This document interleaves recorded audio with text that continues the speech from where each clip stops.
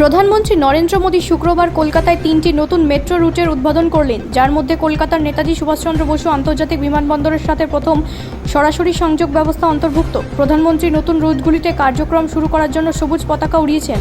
তার সাথে ছিলেন পশ্চিমবঙ্গ রাজ্যপাল সিভি আনন্দ বোস, বিজেপির রাজ্য সভাপতি শ্রমিক ভট্টাচার্য এবং কেন্দ্রীয় মন্ত্রী সুকান্ত মজুমদার।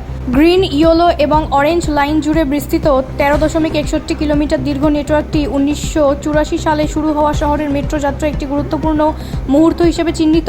কর্মকর্তারা জানিয়েছেন যে নতুন অংশগুলি কলকাতার যানজট কমাতে এবং লক্ষ লক্ষ মানুষের দৈনন্দিন যাতায়াতকে রূপান্তরিত করবে বলে আশা করা হচ্ছে। শিয়ালদাহ এবং এসপ্ল্যানেডের মধ্যে গ্রিন লাইন সম্প্রসারিত মহানগরীর দুটি ব্যস্ততম রেলওয়ে টার্মিনাল হাওড়া এবং শিয়ালদাহের মধ্যে প্রথম নিরবিচ্ছিন্ন মেট্রো সংযোগ প্রদান করবে। তারা জানিয়েছেন, সড়কপথে যানজটের মধ্যে প্রায় 50 মিনিট সময় যায়, তা এখন ভূগর্ভে প্রায় 11 মিনিটে পৌঁছাবে। বিমান ভ্রমণকারীদের জন্য নোয়াপাড়া থেকে জয় হিন্দ বিমানবন্দর পর্যন্ত ইয়েলো লাইন 41 বছরের মধ্যে প্রথমবারের মতো বিমানবন্দরটিকে শহরের মেট্রো গ্রিডের সাথে সরাসরি সংযুক্ত করবে। কর্মকর্তারা জানিয়েছেন, বিমানবন্দরের ভ্রমণ, যা সাধারণত সড়কপথে 1 ঘন্টারও বেশি সময় নয়, তা অর্ধেক করে মাত্র 30 মিনিটে আনা হবে বলে আশা করা হচ্ছে।